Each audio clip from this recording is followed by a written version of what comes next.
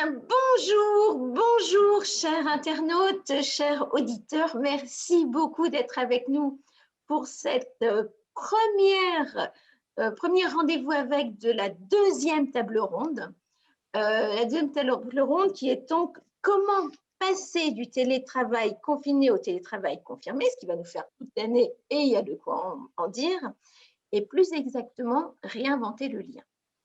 Voilà, et aujourd'hui, je suis accompagnée de Laurent Roger, psychosociologue et coach individuel et mastermind aussi, et que vous ne voyez pas encore, Elisabeth Ayala qui fera notre synthèse à la fin, comme maintenant vous en avez l'habitude. Donc, pour faire entrer les habitudes, chaque jeudi, on se retrouve. Alors, midi et demi pour les tables rondes, parce qu'on est très bavard, on a plein de choses à vous dire. C'est plus du bavardage, mais c'est vraiment des informations et ça le sera à chaque fois, vous verrez. Et 13 heures pour les rendez-vous avec, parce qu'on fait un peu plus court quand même, on vous laisse un peu plus de temps pour manger. Voilà. Et donc, tous les jeudis, un coucou d'érudition avec les professionnels qui sont là pour échanger avec vous. Eh bien, bonjour Laurent et merci d'être là avec moi. Bonjour Stéphanie, merci de m'accueillir sur l'antenne d'Eruditio et merci à Elisabeth d'avoir accepté au pied levé, il faut le dire, Au pied levé. de faire la synthèse de tout ce qu'on se sera dit pendant 3/4 d'heure, je crois. On essaie de tenir le… On essaie de tenir le 1, il est On va 39. essayer. Ok. Donc pendant 3/4 d'heure, en effet, on va essayer de tenir le temps que l'on s'est posé, ce qui est important pour Laurent. Donc, moi, je te propose qu'on commence directement. Oui, Qu'est-ce que tu en penses? Un oui, oui, rappel du absolument, contexte absolument. Rappel du contexte, donc qui t'est réinventer le cher. lien, effectivement, avec les participants à la table ronde, on a évoqué un certain nombre de choses. Et là, j'ai la lourde charge, j'allais dire, de démarrer les rendez-vous avec sur cette thématique-là. Du coup, 4 temps peut-être dans cette… Enfin, c'est pas peut-être en fait, hein, c'est le plan Sûrement, hein. qu'on a conçu, qu'on a co-conçu, toi et moi. D'abord, rappeler un petit peu le contexte, hein, de quoi on parle, parce que crise sanitaire, ok, donc essayer de voir un peu cette crise sanitaire, d'où elle vient, quels ont été ses impacts, et puis qu'est-ce que ça génère en termes de risques psychosociaux, et enfin, on va voir comment transformer tout ça,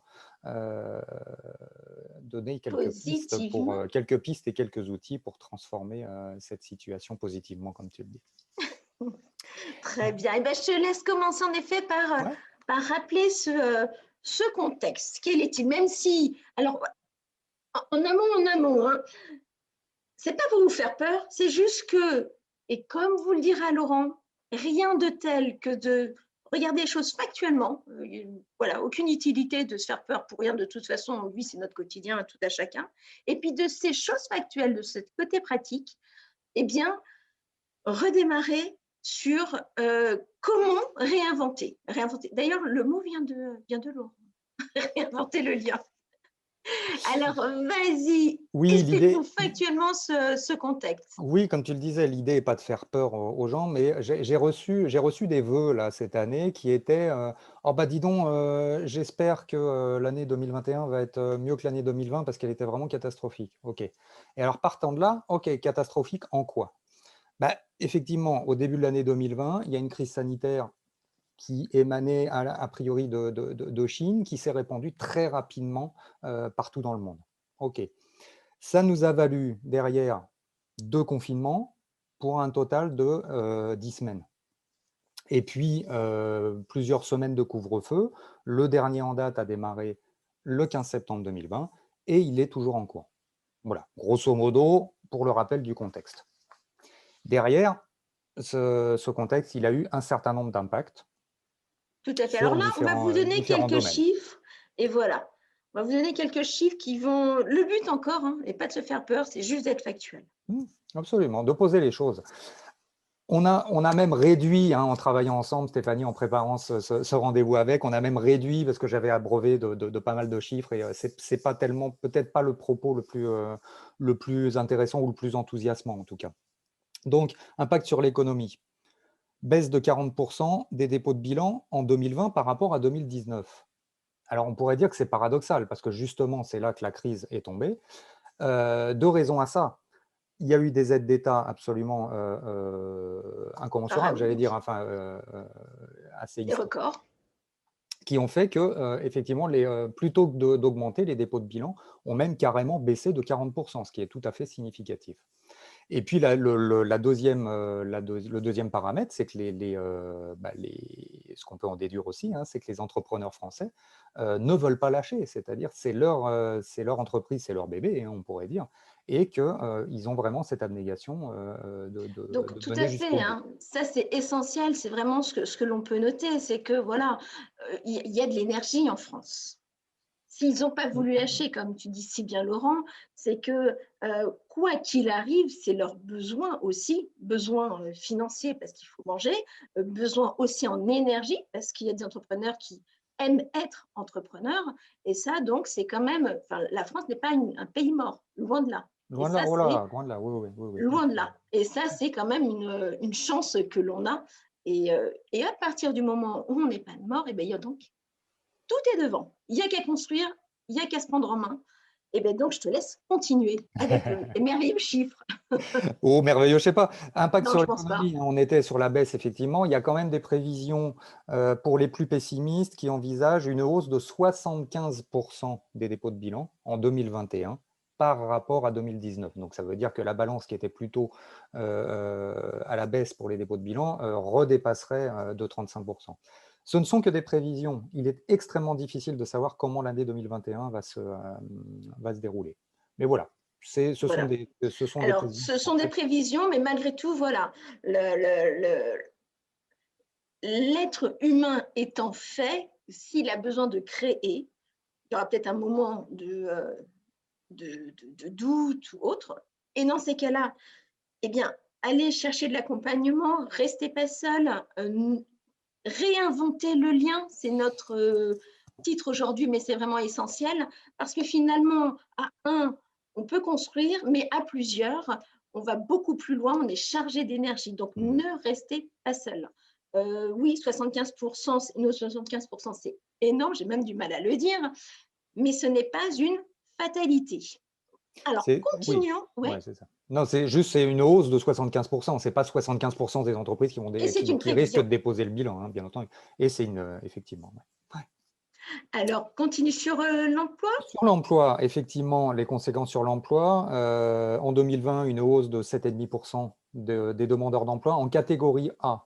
Alors, Donc la qu'est-ce que la catégorie A, catégorie A, justement? c'est ça. La catégorie A, c'est les demandeurs d'emploi qui n'ont aucune activité.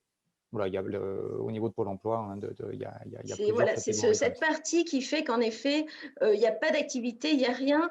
euh, mais pour autant, ils ne sont pas sortis de Pôle emploi, mais ils ont voilà, pas d'activité. Non, non, au contraire, voilà, c'est vraiment les demandeurs d'emploi qui n'ont aucune activité professionnelle à côté. Donc, c'est leur statut principal, quoi. Alors, une petite chose, parce que moi, ce chiffre-là, je le connais finalement assez peu.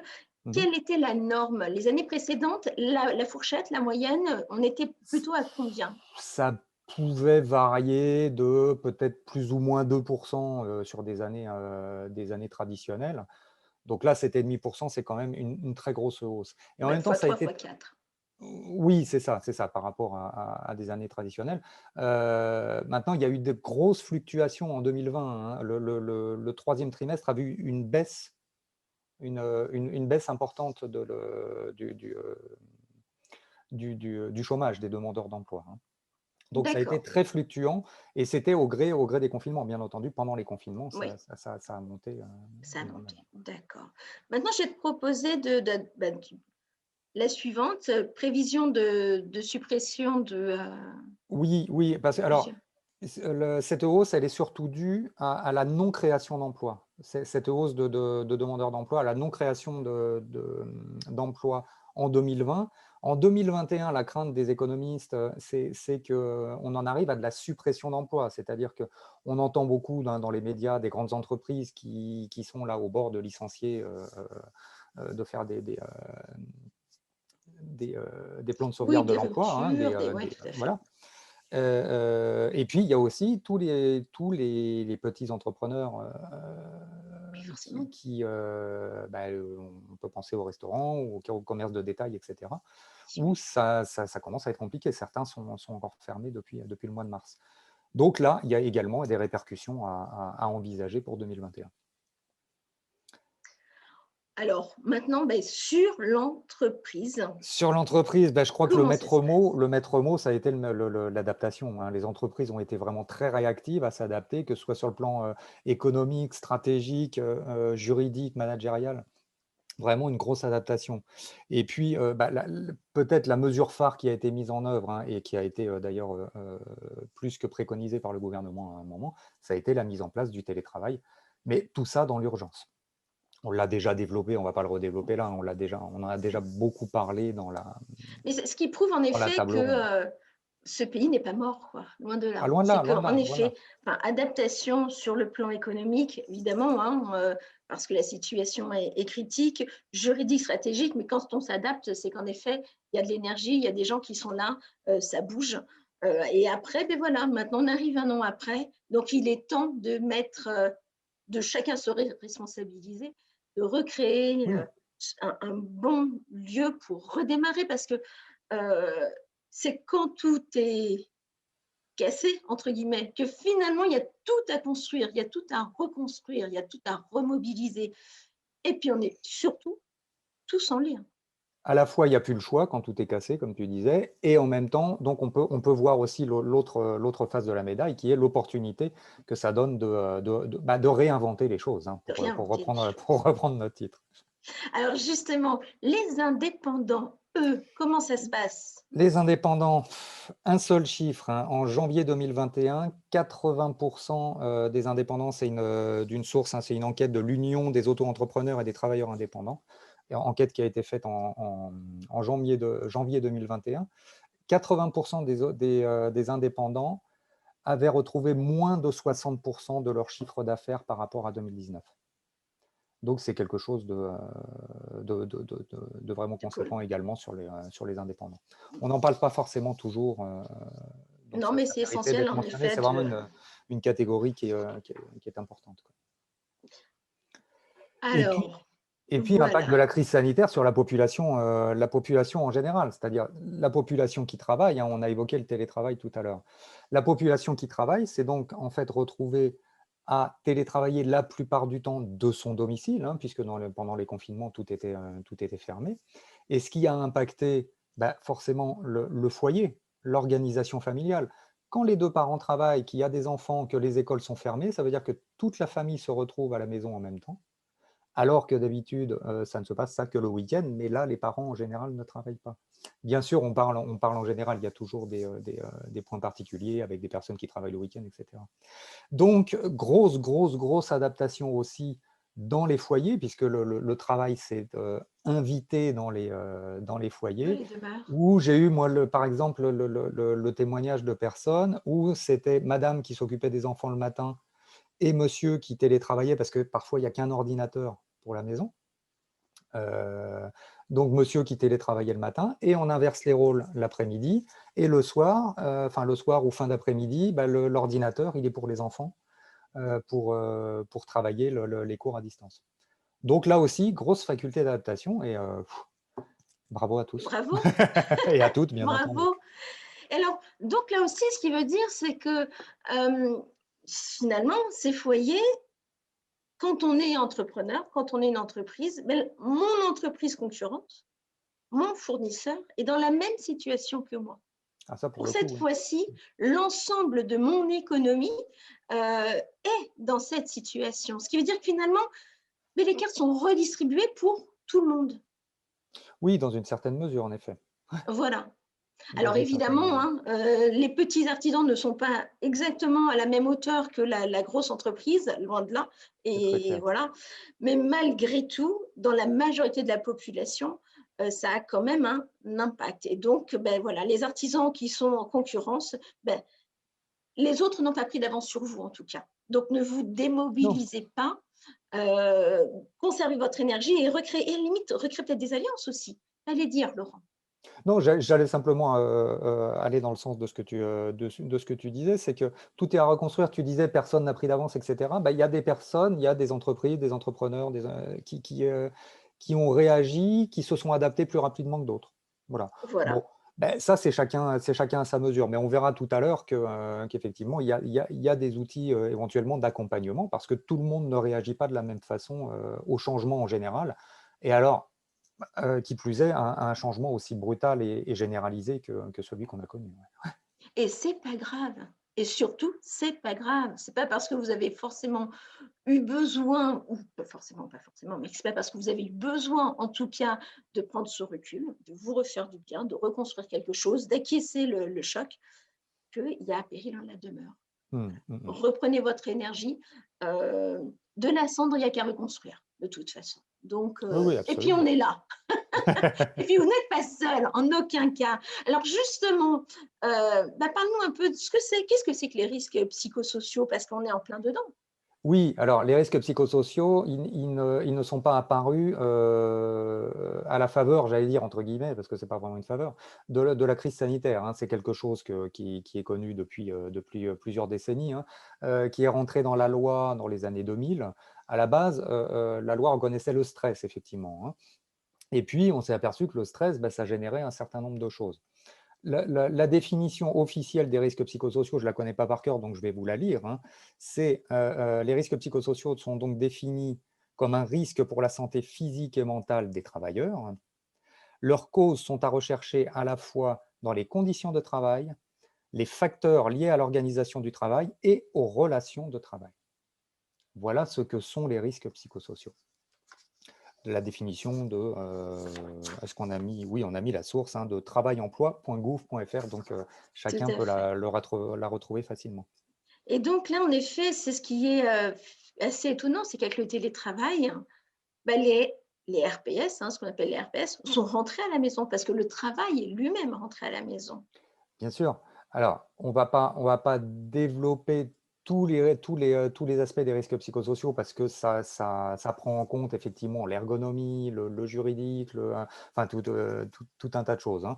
Simplement, là, pour brosser les risques psychosociaux, bah, ils ont un impact à la fois sur l'entreprise et sur les salariés.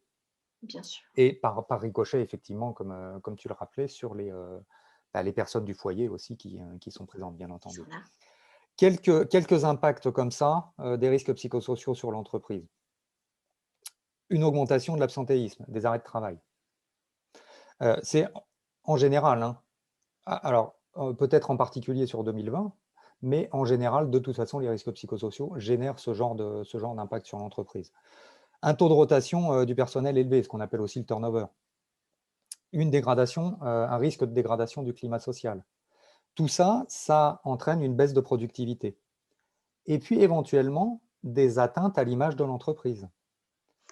Donc, vous voyez, entrepreneur ou même manager, et même salarié, parce que de toute façon, on a aussi un droit d'alerte, quelle que soit la situation que l'on a. Vous, l'homme qui travaille dans cette entreprise, si vous voyez l'entreprise dans laquelle vous êtes avoir ces symptômes-là, c'est qu'en effet, il y a du RPS, c'est qu'il y a besoin d'un accompagnement, c'est qu'il y a besoin peut-être de mettre les cartes sur table, de voir ce qui se passe. Euh, Parce que tout simplement, ce qui n'est pas guéri va continuer à faire mal. Donc vraiment, nos chers auditeurs, on est là pour ça. Il y a des solutions, des choses qui existent et qui peuvent se faire dans un bonheur immense. Alors pourquoi passer à côté? Parce que, parce que comme le dit Laurent, et ça, moi qui ai fait 20 ans de relations clients, ce que l'on donne à nos clients, ce que l'on apporte à nos fournisseurs comme état d'esprit, comme, j'allais dire, comme ancrage, mais quelque part, oui, eh bien, ça reste et ça fait de la fidélisation. Si on arrive à faire passer ce message, et c'est par des actes, et c'est par des façons de parler, un salarié, un entrepreneur, un manager heureux rendra forcément autour de lui ce qu'il a à l'intérieur. Mais l'inverse est vrai aussi. Oui, et même sans parler de bonheur, hein, heureux, est-ce que c'est la Oui, vocation moi, de j'ai l'entreprise vécu de des rendre très heureux? belles années au travail. J'avoue, j'ai Je- été très heureuse. Oui, et oui, oui, et puis tu vois toujours le soleil derrière les nuages, donc ça, Toujours. c'est une très grande qualité. Sans aller jusqu'au bonheur, simplement d'être dans des conditions de travail confortables, etc. C'est confortable, oui, confortable, après tout, Oui, j'ose le terme. confortable. Eh bien, Oui, ça se ressent effectivement dans la façon d'agir, que ce soit avec les collègues, avec la hiérarchie, avec les clients, avec les tierces personnes, quoi. complètement. Donc c'est que du bénéfice. Sachant qu'il y a également une obligation, ça on ne l'avait pas forcément noté, mais une obligation de l'employeur de prendre en compte ces risques psychosociaux, hein. Et en plus, c'est légal, tout Oui, à oui, oui, oui, fait. dans Il y le a le fameux document fameux unique. document unique, Oui, c'est ça. entre autres, qui est essentiel. Et en Dont- plus d'être vendeur, le fait d'être bien dans son entreprise, en effet, vous avez entrepreneur, Oui, oui, il y a cet aspect légal, où cet là, un aspect légal accompagnement, parce que la première fois qu'on voit un document unique, c'est pas forcément évident à comprendre, se dire, oh là, par quel bout je prends ce truc-là, etc. Donc, il y a aussi des accompagnements qui peuvent exister. Contactez-nous. On sera fort Oui, si besoin, absolument. d'accompagnement, de conseils, bien sûr. Bien entendu. Eruditio est là. Et d'ailleurs, hein, c'est bien notre mot. Ensemble, ouvrons les possibles. Et les possibles, c'est pour vous. Et c'est pour nous. Le slogan d'Eruditio. Le slogan d'Eruditio. D'ailleurs, on ne le dit pas assez. Hein. Il va falloir qu'on le dise plus. Alors, Laurent, on a dit pour l'entreprise, parce qu'en effet, c'est le chapeau, hein, c'est le lieu où on y passe au moins 8 heures par jour, voire beaucoup plus. Quels sont les risques psychosociaux pour notre santé, pour nous? Parce que je n'arrête pas Eh de bien, dire qu'on est le premier outil. oui, sur la santé, alors pêle-mêle, hein, c'est pareil, on n'a pas tout cité, mais Non, loin de là. ça peut se matérialiser par une forme de mal-être. Parfois, ça peut être du repli sur soi, ou parfois, ça peut être complètement à l'inverse, une forme d'agressivité très extériorisée à l'égard des autres, mais ça peut être de l'agressivité aussi à l'égard de soi-même. Ça peut amener à des conduites addictives, quelles qu'elles soient, hein, l'alcool, la drogue, le jeu, voilà, c'est toute conduite addictive qui permettent en général de s'évader justement des difficultés rencontrées au quotidien. Euh, Troubles musculo-squelettiques, alors ça c'est aussi lié, alors ça peut être lié à du stress, à de la tension, mais aussi à des problèmes de posture, des problèmes de matériel, de fauteuil, etc., enfin de matériel en général. Là c'est le champ de l'ergonomie, je ne m'y aventure Tu pas. t'y aventures pas. Ça peut être des troubles du sommeil, des troubles de l'appétit, des choses comme ça. Et puis jusqu'à des difficultés de santé mentale, hein, des épisodes, des épisodes dépressifs, des troubles anxieux, du surmenage, voire du burn-out, quoi. Donc vraiment, les risques psychosociaux, c'est quelque chose effectivement à prendre en compte. Les risques psychosociaux, moi j'ai coutume de dire que c'est toujours une face de la médaille. L'autre face de la médaille, c'est ce qu'on appelle la qualité de vie au travail. Et c'est peut-être une façon beaucoup plus positive, justement, d'aborder ces difficultés-là.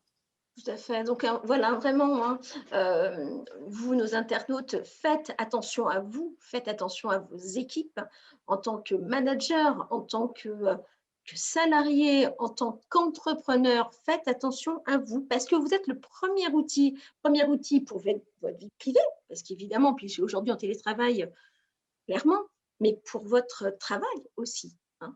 Bien sûr. Le travail est finalement un vrai pilier de la vie. Alors, autant, évidemment, moi je parle de vide de bonheur, mais de confort au moins. Et puis responsabilisons-nous, quoi. Responsabilisez-vous, parce que le fait de pouvoir être bien, c'est quelque chose que vous allez pouvoir apporter aux autres, à chacun de prendre cette petite graine de bien-être, j'allais dire, de bien manger, de bien dormir, de bien s'occuper de sa santé physique, morale, pour être le mieux possible, tout simplement. Bon, je sens que je m'en vais un petit peu. C'est Un élan, un rendez-vous particulier. c'est ça, un élan de bonheur. Alors effectivement, moi je parle de confort, confort et que je mets en balance, enfin pas en balance, mais pour avoir deux jambes, hein, le confort et le plaisir. Voilà, le confort, ça va être plus au niveau dans mon esprit, en tout cas, au niveau des conditions de travail. Et puis le plaisir, ça va être effectivement le plaisir de la tâche, le plaisir d'adhérer aux valeurs de l'entreprise, le plaisir d'être en communication avec les collègues. Alors justement, tu parles de plaisir d'être en communication avec les collègues. Pour juste bien vraiment repréciser là-dessus, tu as, une petite phrase. L'isolement Oui, alors c'est une petite phrase, hein. L'isolement dû à la perte du lien est un risque majeur du du télétravail. télétravail. Alors, c'est une petite phrase que j'ai notée comme ça, que j'ai rédigée comme ça, mais en fait, c'est quelque chose, c'est une idée qu'on retrouve pratiquement dans toutes les études qui ont été faites sur l'impact du télétravail là, depuis un an. Et ce qui ressort systématiquement dans toutes ces études, de la part des salariés, mais pas que, aussi de la part des managers et des dirigeants d'entreprise, hein, c'est la perte du lien.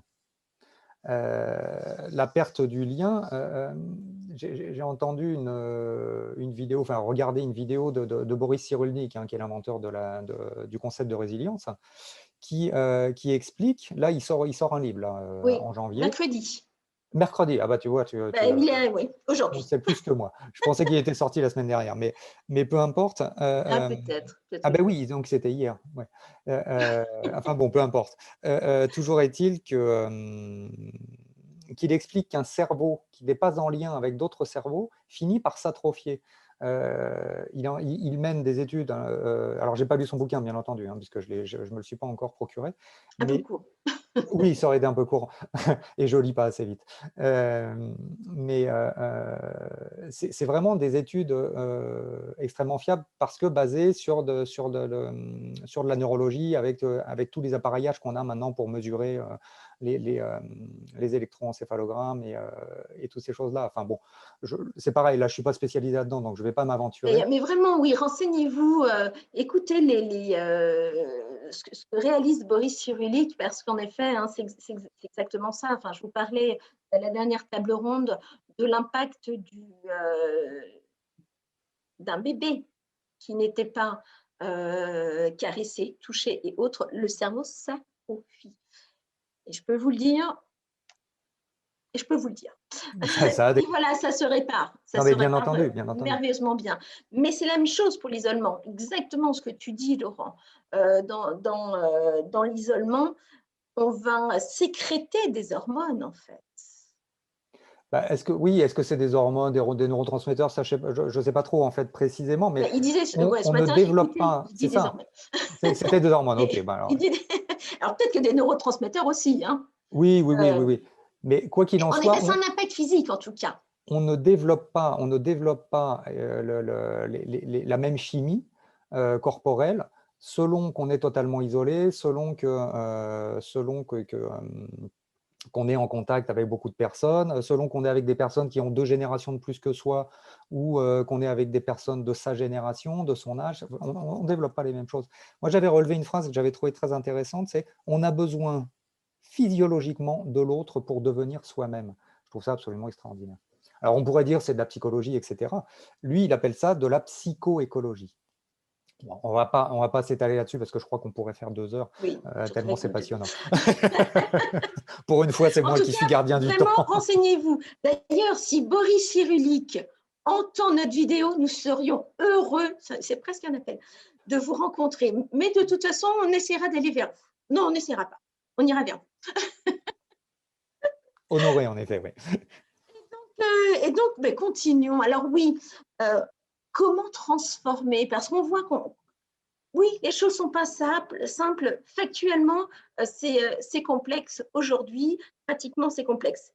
Il n'empêche qu'on a ça. Et quand on a ça et qu'on souhaite l'utiliser, et qu'on a ça aussi, parce que l'énergie vient vraiment de cet outil et du vôtre, finalement, internaute, hein, on ne dirait pas l'inverse, Laurent. Comment transformer? Alors, comment transformer? Il y a 2 grandes voies. Je voulais juste rajouter une chose parce qu'on Ah, va vas-y. incruster des slides dans ce rendez-vous avec, hein, pour que vous puissiez pourquoi fixer un petit peu ce qu'on dit. On a mis une photo d'un film qui s'appelle Seul au monde. C'est le Non. monde. Ah bah, je suis même plus sûr du titre. C'est un film avec Tom Hanks Si, qui, je pense. qui se retrouve seul sur une île déserte pendant plusieurs années. Et en fait, pour pouvoir survivre et ne pas devenir complètement fou, il trouve à la faveur de la marée un ballon de volley, je crois, sur lequel il dessine un visage et qu'il appelle Wilson. Et Wilson deviendra son compagnon qui lui permettra de tenir le coup pendant toutes ces années d'isolement. J'ai trouvé ça tout à fait marquant. Donc la photo peut surprendre si on n'a pas vu le film. Si on a vu le film, en général, ça fait tilter Ouais, ça fait tout de tilter. suite. D'ailleurs, si vous ne l'avez pas vu, on vous le conseille. Oui, oui, oui, film excellent. Film excellent. Et pour revenir à ta question, Voilà, comment transformer? comment transformer cette situation? Parce que voilà, les cendres vont renaître, tout va renaître, comme le phénix. Absolument, absolument, absolument. Il y a deux grands niveaux, à mon avis. Soit, il n'y a même pas de soit d'ailleurs, ça peut être les deux, hein. Mais il y a l'aspect collectif, c'est-à-dire au niveau de l'entreprise, et puis l'aspect individuel. Au niveau de l'entreprise, l'idée, ce serait, et surtout pour les entreprises qui souhaitent, je dirais, installer et instaurer le télétravail de façon durable, puisqu'on ne sait pas ce que l'avenir nous réserve, mais probablement. Et c'est une possibilité, vous, entrepreneurs qui nous écoutez, d'attirer les beaux profils. Parce que ça va devenir vraiment une force de négociation. Ne mettez pas ça. Enfin, vraiment, Oui, soyez vraiment à l'écoute de ça. c'est effectivement un des arguments, hein, ça, il y a des études qui ont été faites, notamment sur la recherche d'emploi, et la possibilité de télétravailler est devenue un critère pour les demandeurs d'emploi, les chercheurs d'emploi, en l'occurrence, et pour les meilleurs talents, effectivement, c'est eux qui ont le plus à négocier, donc le plus à mettre en balance. C'est devenu les salariés qui y ont goûté, c'est devenu quelque chose, un Un paramètre plaisir, important un pour eux. confort. Oui, Désolée, je c'est ça, c'est t'interromps. ça. Non, non, il n'y a pas de souci. On est dans une, dans une On est un peu dynamique, il dans n'y a pas une... de souci. Donc, si on travaille au niveau de l'entreprise, effectivement, pour les entreprises qui souhaitent faire perdurer le télétravail, et il y en a qui l'ont déjà fait, hein, il y en a même carrément qui ont arrêté de louer des locaux, etc., où tous les salariés télétravaillent. OK. C'est un peu. Alors, on s'aperçoit que c'est un petit peu radical parce que la question du lien, du coup, reste délicate. Du lien, y compris du lien physique, parce que le lien en 2D, comme ça, comme on a sur un écran, c'est pas du tout le même, bien entendu. Donc, au niveau de l'entreprise, ça peut se faire sous forme d'audit. C'est quand même un petit peu une révolution. Il y a des entreprises qui n'ont pas besoin d'audit. Il y a des entreprises qui arrivent à s'auto-organiser très bien. Et c'est parfait, c'est super comme ça. Et pourvu que ça se dure et que ça se multiplie. Sinon, il y a la possibilité d'avoir un ou des regards extérieurs au travers d'un audit. Alors, ce n'est pas un audit financier, on n'est pas là pour faire du contrôle ou dire ce qui doit être fait. C'est simplement un regard extérieur pour faire un état des lieux de ce qui se passe et au travers de l'activité de chacun, réorganiser l'entreprise. Donc, ça Vraiment peut le passer, principe, hein, de poser les cartes sur table.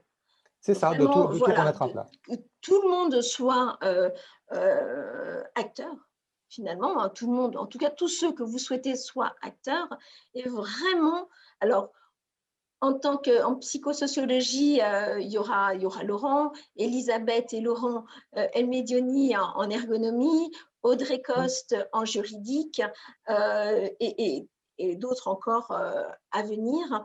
Mais voilà, que vraiment vous puissiez avoir une image fidèle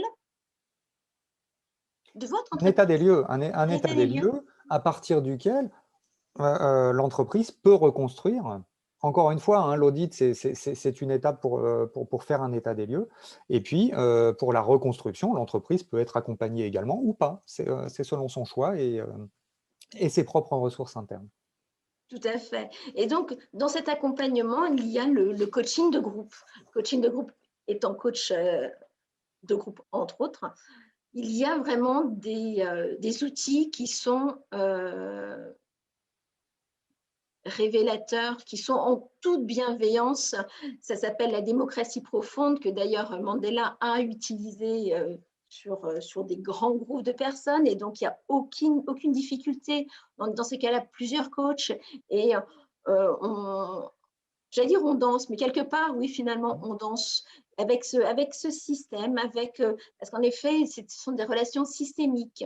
dans un groupe, il y a des façons de penser, des voix, des façons d'entendre les choses, des façons de concevoir des choses. Et puis, des fois, il y a des fantômes, des fois, il y a des toxines, des fois, il y a des… Et puis, finalement, hop, quand on arrive à trouver une toxine, quelque chose, eh bien, dans le système, dans les personnes qui sont là, on a les réponses. Mais faut-il encore que vous soyez accompagné pour pouvoir, je vais dire, désemmêler la pelote. Mais oui, c'est un peu ça. Et finalement, danser avec ce groupe, avec bonheur, on vous guidera là-dessus, on vous accompagnera parce que c'est trop bête d'avoir mal en allant au travail. C'est tellement bon d'avoir des clients qui deviennent fidèles, des fournisseurs qui ont déjà tout prêt pour que quand vous arrivez, vous, entreprise, et ben, ça soit là. Et tout ça, ça se crée. Tout ça, vous, acteurs, soyez acteurs, vous, internautes, soyez acteurs avec nous parce que ça marche. Oui, et puis une entreprise où le personnel en général va bien, elle devient attractive. Attractive pour les clients, mais comme tu disais, pour les fournisseurs, pour tous les tiers, quoi, hein, pour toutes les parties prenantes. Donc, c'est Et même la effectivement… concurrence se réveille. Oui, oui, oui, c'est ce qu'on appelle un cercle vertueux. Tu évoquais le coaching de groupe, donc tu en as très bien parlé, hein, puisque toi, tu es coach de groupe. Donc, c'était Mais important que toi, Laurent, tu en parles. Parce que moi, c'est pas quelque chose que je pratique, ou alors d'une autre façon, mais on l'évoquera tout à l'heure. Et c'est pas tout à fait du coaching de groupe. mais tiens, Mais justement, pourquoi tout à l'heure? alors, tout à l'heure, Raconte-nous. bon, comme tu veux, c'est-à-dire le mastermind, on fait bien Ah référence. oui, un merveilleux outil là aussi. L'idée, Parle-moi un petit peu de ce mastermind. oui, c'est ça. Le principe commun, effectivement, du coaching de groupe et du mastermind, c'est de s'appuyer sur les ressources des personnes, des participants à ces groupes. Donc, dans l'entreprise, le coaching de groupe, il va faire appel, en fait, à toutes les intelligences. Super. Et dans le cadre du mastermind, le principe est le même, hein. D'ailleurs, le mastermind, moi, je le sous-titre toujours l'intelligence collective en action. Tout à fait. C'est pas que quelque chose où on phosphore, hein, c'est pas que, j'allais dire un think tank. Alors, j'ai rien contre les think tanks, mais c'est producteur d'idées et c'est très bien, parfois d'action. Mais là, dans le mastermind, on veut vraiment être pratico-pratique. Le mastermind, pour en donner, je préfère me référer à la définition de Napoleon Hill. Napoleon Hill, c'est celui qui a formalisé le mastermind, hein. Et la définition qu'il en donne, c'est que c'est la coordination des connaissances et des efforts de deux ou plusieurs personnes qui travaillent dans un but commun, dans un esprit d'harmonie. Alors, on voit que dans cette définition, il y a plusieurs éléments. Les premiers éléments, ils sont simples, hein. C'est deux ou plusieurs personnes qui ont un but commun et qui coordonnent leurs connaissances et leurs efforts pour atteindre ce but commun. OK. Ce qui fait toute la différence, en fait, avec un groupe d'amis ou même un groupe de pairs, enfin, pas de pairs, mais de collègues, etc., qui voudraient résoudre un problème, c'est dans un esprit d'harmonie. Alors, on ne va pas développer trop cet esprit d'harmonie, mais c'est vraiment le garant de l'efficacité d'un groupe de mastermind. Et c'est aussi à la fois tout l'enjeu et la difficulté au niveau d'un facilitateur. Donc moi, c'est mon job, hein, dans un groupe mastermind, c'est de faciliter ou d'animer, si on préfère, le groupe, de façon à ce que cet esprit d'harmonie prenne comme une mayonnaise, quoi, en fait. Juste un tout petit mot supplémentaire sur un groupe mastermind. La différence dans un coaching d'équipe ou dans du co-développement, en fait, on cherche à ce qu'une équipe déjà existante fonctionne mieux, produise davantage d'idées, se réorganise, etc. Dans un mastermind, en fait, les personnes ne se connaissent pas forcément à la base. On va avoir ce qu'on appelle des groupes de pairs. Je prends des exemples. Des managers de proximité, des dirigeants de TPE, voilà, ce qu'on appelle d'avoir un groupe un peu homogène, parce que c'est beaucoup plus facile d'être sur des longueurs d'onde déjà un peu communes. La mayonnaise prend plus facilement. Et puis de dire, voilà, on rencontre quelques difficultés à se réorganiser. Ah ben moi, j'aimerais bien travailler avec d'autres pour trouver des pistes de solutions que je vais pouvoir mettre en œuvre dans ma propre entreprise. et ainsi de 6 à 10 personnes. Moi, je ne vais pas au-delà de 10 personnes pour un mastermind. Ouais. Et tu as des résultats super. Ça produit des résultats absolument bluffants. Ouais. C'est pour ça que vraiment, moi, j'ai voulu me mettre à faciliter des masterminds parce que c'est un C'est outil. vraiment, je vous le conseille. Mais J'ai ça fait fera partie l'objet. d'un des masterminds de Laurent. C'est d'ailleurs, c'est grand, c'est grand. D'ailleurs, la semaine prochaine, jeudi prochain, on va consacrer le temps du rendez-vous avec au mastermind parce qu'on y croit tellement à cet outil. Laurent, t'es tellement grand. Oui. J'en ai le souffle coupé, hein, Merci. même mon corps le dit. Quand Bois je dis que ça quelque peut venir chose, un bois petit, quelque chose. c'est grand, c'est testé. Enfin, je ne peux pas vous dire mieux, testé. Moi, ça m'a Oui, vraiment. vraiment, c'est efficace. Ouais. C'est efficace. C'est efficace. Donc voilà, jeudi prochain, le rendez-vous est pris. Vous aurez, alors jeudi prochain, on sera, de toute façon, après, ce sera en rediffusion, il n'y a pas de souci. Oui, c'est ça. Voilà. Ça va Donc, regardez le rendez-vous d'après le /2. Il est sur le mastermind. Et alors donc, tu es aussi coach individuel. Oui. Oui, et donc le coaching individuel, l'idée, c'est d'accompagner. Il y a le coaching de groupe, hein. Effectivement, on fait un certain nombre de choses en groupe. Et puis individuellement, comme on disait tout à l'heure, tout le monde n'est pas à égalité devant le changement. Il y a certaines personnes, pour telle situation, qui vont être très performants pour opérer ce changement-là, et puis pour un autre, beaucoup moins. Voilà. Et Et c'est parfois, les OK. personnes… Et Voilà, c'est pas ah grave. ben absolument, absolument, c'est tout à fait. On est coach, hein, donc vraiment, on l'a en plein dedans. Voilà. Et c'est pas grave parce qu'on s'est auto-coaché nous-mêmes. On s'est auto-coaché, on s'est coaché mutuellement et on se fait coacher en supervision régulièrement aussi. Régulièrement aussi. Donc, Parce voilà. que ce qu'on produit comme service, il faut déjà qu'on le reçoive Ouais, tout à pour fait. Qu'on savoir, l'accueille. savoir se mettre à la place de l'autre. C'est juste ce qu'on appelle l'empathie, quoi. Et, Et c'est pas et, très utile. et, D'avoir trop d'empathie, de se Ah, faire trop bouffer par notre d'empathie, non, non, empathie. non, non, non, trop L'empathie, d'empathie. c'est bien. Bien sûr, bien sûr. Juste un petit mot sur le coaching, hein. L'idée, c'est effectivement de s'appuyer sur les ressources de la personne pour l'accompagner, j'allais dire la faire passer, mais non, c'est trop dirigiste, l'accompagner dans le passage d'un état dit présent qui est inconfortable pour elle à un état désiré. Voilà. Je ne vais pas en dire plus sur le coaching parce que je pense que là, au niveau de l'horaire, on On va être un petit peu. ne tiendra pas nos Alors, 3 moi, quarts d'heure. ce que je voulais vous dire aussi, tous ces outils, parce qu'on est en confinement, on n'est pas en confinement, on est en couvre-feu et le temps est un peu particulier et on ne sait pas combien de temps ça va durer. Tous ces outils peuvent être faits en visio. Bien sûr. Alors, évidemment, au niveau du coaching de groupe, il faut aménager les choses un peu particulièrement, ce qui est vrai aussi pour le mastermind, mais ça se fait très bien. Et le mastermind, on l'a déjà pratiqué à plusieurs reprises en visio, ça se fait merveilleusement bien. Coaching de groupe, de la même façon, voilà, n'hésitez pas, que ça ne soit pas un frein, que ça ne soit pas un leitmotiv, vraiment, chers internautes, chers vous qui nous écoutez, osez et appelez-nous et nous on vous renseigne avec bonheur. De toute façon, le numéro de téléphone, il est là. Et il existe des outils effectivement de télécommunication, hein, puisqu'on est en télétravail, donc à distance, dont Nicolas a très bien parlé dans le Dans le Nicolas précédent. Castondet, dans la table ronde. Ouais. Très bien. Effectivement. Il y a juste un mot que j'aurais aimé dire sur le coaching, si tu veux, sur la différence entre le conseil et le coaching, hein, parce que parfois c'est un peu assimilé, c'est pas forcément clair dans l'esprit des gens. Juste 2 mots là-dessus, hein. L'objet du coaching, c'est une évolution personnelle, c'est-à-dire on part des ressources de la personne, hein, et qui a vraiment une volonté de se changer elle-même. Dans le conseil, on est sur une expertise dans une spécialité. Alors, les deux ont leur raison d'être, hein. Je ne suis pas en train de dire l'un est mieux que l'autre. C'est simplement pour bien comprendre à quoi servent et comment fonctionnent l'un et l'autre. Au niveau de l'objectif, dans le cadre du coaching, on est sur de la construction. C'est-à-dire, moi, coaché, client du coach, je vais construire moi-même mon évolution, mes outils, mes ressources. On est sur de la solution clé en main dans le cadre de l'expertise du conseil.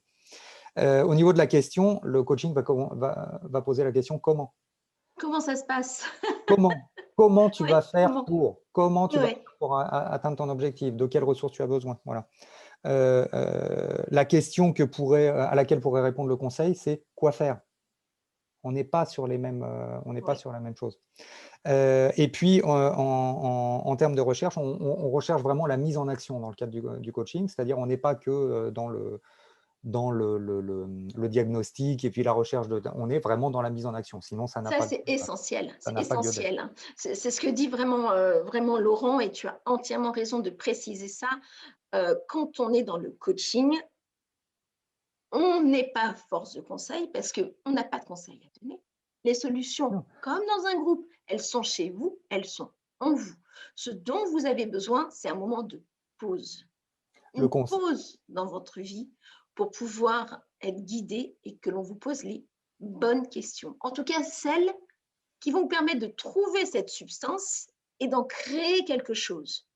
Voilà, et surtout quand on est sur cette période d'isolement, dans ces périodes de télétravail, de recréer même le lien à l'intérieur de vous pour aller oser, pour vous autoriser. C'est pas parce que vous avez eu un échec que c'est un échec, c'est un apprentissage. Il y a des choses qui sont à transformer. Et c'est pour ça qu'Erudicio est là, parce que voilà, ensemble, ouvrons les possibles. Mais c'est vrai, réinventer ce Oui, lien, c'est pas qu'un slogan, c'est pas réinventer. que des mots, effectivement, Non, on l'a c'est travaillé. vrai. On l'a travaillé, on l'a vécu, on l'a expérimenté. Je suis désolée, hein, je suis très latine. Mais Tu t'emportes. je m'en porte un peu. Mais voilà, et Laurent, de la même façon que moi, euh, voilà, on vit cette chose. Et surtout, prenez l'énergie de ça. Alors, Laurent, je sais qu'il y a des profils qui te sont chers au cœur, Alors, cher au cœur et pas et que pas au que. cœur, hein, mais qui sont chers aussi à l'entreprise. Il s'agit effectivement des managers. Moi, je suis absolument convaincu, et je ne suis pas le seul, je suis absolument convaincu que cette transition vers le télétravail, puisque c'est notre sujet de départ, hein, et sur la réinvention du lien, elle va passer, bien entendu, par les managers. Dans une entreprise, très schématiquement, on a le travail prescrit par la direction et puis le travail réel sur le terrain qui est opéré par effectivement les personnes qui en sont destinataires de ce travail prescrit. Il y a toujours un delta entre les deux. Il y a toujours un delta. Et au milieu de ça, il y a le manager. Alors,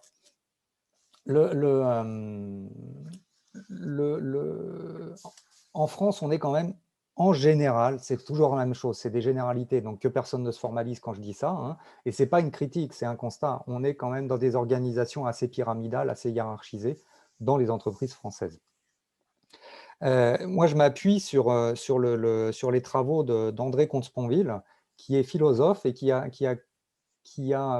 opéré cette sorte d'alchimie entre la philosophie et le management. Il n'a pas travaillé que sur ça, mais j'ai retenu, si je dois retenir une phrase d'une vidéo que j'ai vue de lui, c'est « Le manager est un professionnel du désir de l'autre ».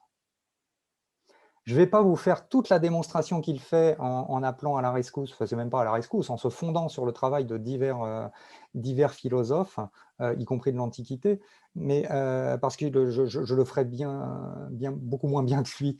Simplement, cette phrase, ce qu'elle dit, c'est que dans les entreprises, souvent, un ingénieur, prenons l'exemple d'un ingénieur, un ingénieur en informatique, en télécom, en mécanique des fluides, en je ne sais quoi. Enfin, je veux dire, je pense qu'il y a des ingénieurs à peu près dans tous les domaines d'activité. Lorsqu'il a une certaine expérience, 5 ans, 10 ans, 15 ans, hop, il peut passer manager. Pour autant, il reste un spécialiste, donc il va être de très bons conseils, il peut être un très bon conseiller, au mieux mentor sur sa spécialité. Pour autant, est-ce que ça fait de lui un spécialiste de l'être humain? Ben non, forcément. Or, ce que dit André Comte-Sponville, c'est que le désir, hein, donc le manager, il est là pour répondre aux désirs de ses équipes. mais pas que, aussi de ses clients. Si on parle de manager à l'interne, ça va être effectivement les salariés. Si on parle de plus sur l'aspect commercial, ça va être les clients. Et il est bien là pour répondre effectivement à leurs désirs. Les désirs des clients comme des salariés, ben, ils émanent de leurs besoins. Et donc, toute l'idée va être effectivement pour que les managers prennent en main cette transition, cette quasi-révolution, on peut dire, hein, de la mise en œuvre du télétravail pour que ça se passe au mieux. C'est-à-dire, une des questions, j'ai été manager également hein, dans une autre vie, et moi, la première question que je posais, c'était « De quoi avez-vous besoin ?» Après, on ne peut pas forcément dire oui à tout. Si Et vous d'en avez avoir besoin conscience déjà. voilà, si vous avez besoin d'une Ferrari pour aller au travail, je ne suis pas sûr de Ça pouvoir va se répondre négocier. voilà, ça se négocie. En quoi cette Ferrari va être indispensable? Bon, mais je dis Ferrari ou une autre marque, hein, j'ai pas Oui, pas non, de il y en Ferrari a moi-même, plein. hein. Ça aurait pu être Porsche ou Audi, Renault voilà. ou d'autres. Et c'est vraiment ça l'idée. Je trouve vraiment le travail d'André Consponville absolument merveilleux. Il a fait une conférence qu'il a donnée, mais maintes et maintes fois, je vais en retrouver le titre, hein, c'est Sens du travail, bonheur et motivation, sous-titré Philosophie du management. Je me permets de le citer parce Il que n'y je a trouve pas que Stéphanie hein, qui parle bonheur et travail. non, mais non, absolument. Mais voilà, je trouve que cette conférence devrait pratiquement être remboursée par la Sécu tellement elle fait du bien, quoi. Voilà. Je m'en tiens là parce que là, Non, c'est mais pareil, je en pourrais… effet, le manager, la personne qui a une fonction de management, parce que ça peut être le chef d'entreprise, hein, ça peut être le manager, il y a plusieurs niveaux de management, ou même un management transversal, hiérarchique. Enfin bon, voilà, vous êtes vraiment un des acteurs essentiels de cette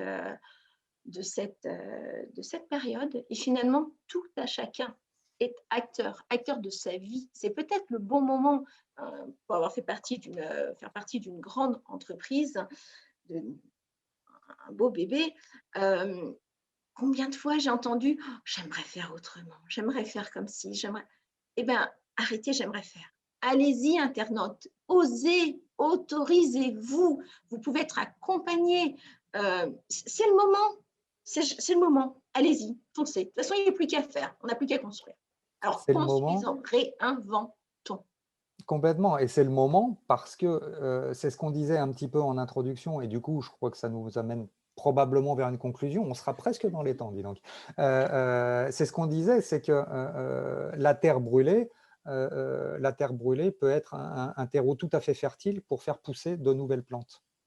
Et donc, là, je ne sais pas si la métaphore est parlante pour tout le monde, mais l'idée, c'est de dire que la façon dont on fonctionnait auparavant ne peut plus être, ou très difficilement, ou on ne sait pas dans combien de temps. OK, et si on réinventait autre chose en se fondant sur les capacités et les compétences de tout un chacun. On est en plein de changements de prisme. Alors, foncez. Merci Laurent, merci beaucoup. C'est un bonheur, je suis désolée de le dire. Hein. Amour et bonheur, ce sont mes mots, on ne changera pas. Eh bien, pour moi, c'était un plaisir et j'ai hâte d'accueillir Elisabeth Elisabeth, qui apparaît. merci et bonjour. Bonjour à tous. Bonjour Elisabeth. Vous allez bien? J'ai écouté, j'ai bu vos paroles parce qu'effectivement, comme d'habitude, c'est plein de choses intéressantes et effectivement, pour faire une synthèse de tout ça, c'est à chaque fois compliqué, mais je vais essayer de prendre le maximum. Et en fait, ce que j'aimerais bien, c'est que si je déforme vos pensées, votre réflexion, n'hésitez pas à me recadrer parce que quelquefois, on part sur l'idée. Sur le fait Ce sera fait, ne t'inquiète pas. Mais l'important, c'est ta vision à toi. Vous voyez, tout à l'heure, on parlait d'un message qui peut être reçu différemment. À un moment donné, Laurent en a parlé. Et c'est exactement ça. Et finalement, c'est intéressant la façon dont elle a reçu, Elisabeth, le message. Voilà. Donc, ton message est essentiel et sera le bon. D'accord. Donc, Toi. merci, merci, merci. Mais bon, n'hésitez pas quand même si je fais des bêtises. Je vais peut-être attendre. Voilà. Je vais juste. Voilà, c'est bon. En fait, Laurent, Stéphanie, vous avez fait un petit rappel justement du contexte. Et évidemment, on est obligé de passer par les chiffres, hein. Les chiffres sont parlants et même en fait, on nous assène pardon, de chiffres tous les jours, tous les matins, tous les soirs, on est obligé de passer par là pour faire un constat. Et en fait, tu as fait justement, Laurent, le constat que les prévisions sont alarmistes. Mais Stéphanie, ce qui est génial, c'est que tu as rebondi et tu as dit que l'énergie, le mouvement, le dynamisme en France était là et qu'il est là pour justement pallier à... Et, en fait, moi, je dirais c'est plutôt de la résilience. En fait, j'ai l'impression qu'il y a une grande résilience et que justement, ce qu'on est en train de vivre en ce moment, euh, on arrive justement à pouvoir fleurir sur autre chose. Donc, il y a un impact justement sur cette crise sanitaire avec ces couvre-feux, avec ces deux confinements, ont eu un impact sur l'économie, sur l'emploi, sur l'entreprise, et ça, on le sait. Donc, je vais pas revenir sur les chiffres, hein. Et également sur l'être humain et sur la façon de travailler et donc sur l'entreprise et les salariés. Donc, effectivement, on en vient aux risques psychosociaux et en tant qu'ergonome, on dirait plutôt les troubles psychosociaux. Bon, ça, on pourra en discuter plus tard. Effectivement, effectivement, ça a eu un impact sur les risques psychosociaux, ont un impact sur l'entreprise. Je suis désolée, je suis troublée parce que c'est quelque chose d'important pour moi et à chaque fois de parler devant les personnes qui sont présentes derrière leurs écrans, ça me trouble à chaque C'est fois. bien et vraiment, on vous pousse là-dessus. C'est essentiel dans la vie de ne pas rester que dans sa zone de confort, Oui, de pousser un tout petit peu à chaque fois le curseur parce qu'on est capable de grandes choses. bien sûr. Il y a un an, on n'aurait jamais imaginé être là avec vous, hein, en aucun Tout cas. à fait. Et En on y fait, est. exactement. En fait, Comme nous, on est comme vous. voilà, c'est cette résilience en fait et cette adaptation qu'a l'être humain avec cette faculté de s'adapter à toutes les situations. Et moi qui travaillais à l'ancienne devant justement cet écran qui me paraît anonyme, qui me paraît froid, en fait, c'est recréer du lien du coup. C'est Changement de prisme. exactement. Donc, effectivement, l'impact sur l'entreprise des risques psychosociaux, c'est effectivement sur la productivité, sur la qualité du salarié. Effectivement, Stéphanie, tu as eu raison. Quand on est bien dans une entreprise et quand on se sent bien et quand on est en bonne santé et qu'on s'épanouit, effectivement, on le transmet aux clients, aux fournisseurs, mais même à ses collègues. Donc ça, c'est important de dire que c'est un investissement, c'est un retour sur investissement. On est bien dans l'entreprise, on travaille dans de bonnes conditions, on évolue dans un métier qui nous fait pas mal. Du coup, en fait, C'est gagnant. C'est c'est gagnant pour vous, gagnant. entrepreneur. C'est gagnant pour vous, manager. C'est gagnant pour vous, l'être humain qui vivait 8 à 9 heures, 10 heures par jour dans votre entreprise. C'est un investissement. Voilà. Exactement. En termes de productivité, en termes de qualité de travail, hein, tout s'en ressent et en fait, c'est un vrai retour sur investissement. Donc, en fait, on a parlé comment transformer justement cet isolement et repenser l'entreprise, en fait, pas repenser l'entreprise, repenser l'activité. Et effectivement, Stéphanie, tu as dit que le stress, les risques, les troubles psychosociaux sont effectivement, c'est pas parce qu'on est en télétravail qu'on ne les ramène pas à la maison. Et effectivement, c'est important justement de penser à ça et de poser les cartes sur table et de pouvoir inviter toutes les personnes, les acteurs de l'entreprise, pour pouvoir discuter et repenser l'activité. Donc, en fait, Laurent, tu disais que l'idée serait de faire un audit. Un regard extérieur est important, un regard neutre, un regard avec différentes expertises est importante justement pour pouvoir discuter et échanger sur les problématiques. Donc, qu'est-ce que je pourrais dire? En fait, vous avez donné plein d'outils justement sur ces différents regards que sont la psychologie, le juridique. Vous avez parlé également d'ergonomie. Vous avez parlé également de coaching de groupe et d'individuel. Et là, Laurent, tu as développé justement cet outil qui est le mastermind, qui visiblement est une grande richesse, parce qu'en fait, elle fait appel aux ressources de chacun pour le collectif, du coup. C'est ce que j'interprète comme ça. Donc, si je me trompe, tu me dis. Si cette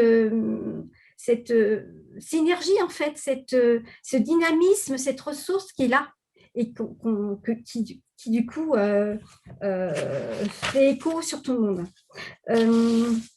Juste une précision, l'esprit d'harmonie, effectivement, tour à tour, chaque membre, chaque participant à un mastermind est au service, tour à tour, d'un des participants. Et c'est ce qui en fait sa puissance. Chaque séance est consacrée à un des participants et chacun Moi, je te conseillerais de ne pas trop en dire. Voilà. Non, c'était juste pour donner une précision. Regardez, on a plein de choses à vous dire. Et alors, moi, je veux juste préciser quelque chose aussi que je n'ai pas dit tout à l'heure. Dans le coaching d'équipe, de groupe, il y a aussi possibilité, et ce qui donne une autre puissance encore, une puissance complémentaire plutôt, c'est le team building. Parce que de mettre les gens en action sur des activités physiques, sur des activités hors du cadre, peut vraiment, on voit les stratégies, on voit les connivences qui peuvent se mettre en place, on recrée du lien. Et en digital, c'est aussi possible. J'ai oublié, c'est essentiel de le rappeler. Et en fait, Laurent, tu as évoqué le rôle du manager qui est pour moi un pivot, en fait. Parce que le manager fait passer les messages de stratégie, de perspective aux salariés. Et en fait, il est important justement d'avoir ce regard terrain et cette communication en fait qui se fait pour voir si c'est réalisable en fait entre les objectifs qu'on demande de faire et les objectifs qui sont réalisables. Il est important justement que ce manager arrive et qu'il ait les moyens de pouvoir le faire et d'avoir justement cette fluidité de communication entre le haut de la direction et justement le terrain. Donc, effectivement, tu as raison, c'est le manager est vraiment le pilier et je pense qu'il est important de lui donner des outils pour pouvoir qu'il puisse répondre au mieux en fait aux attentes des salariés. Merci à tous les deux. Merci Laurent. Tu as donné plein d'informations, plein d'outils. Que vous dire, internautes? Profitez, voilà, c'est là. J'allais dire que c'est offert. Faut pas déconner. Ça a de la valeur et ça a beaucoup de valeur. Mais ça existe, c'est possible. Alors, osez, franchissez le pas, contactez-nous. Ah oui, un autre truc aussi, likez si vous aimez, parce que nous, ça nous encourage. Dites ce qui vous a plu, dites en quoi on vous a été utile, parce que pour nous, c'est essentiel. Abonnez-vous, partagez, transmettez. Et plus nous serons nombreux à porter ce message, parce que tout est possible. Il y a de la vie, il y a de l'espoir. Eh bien, revenez vers nous, regardez d'autres vidéos. On sait qu'elles sont longues, mais elles sont pleines d'informations. Moi, je vous dis au revoir. Au revoir. Merci et à bientôt. Merci.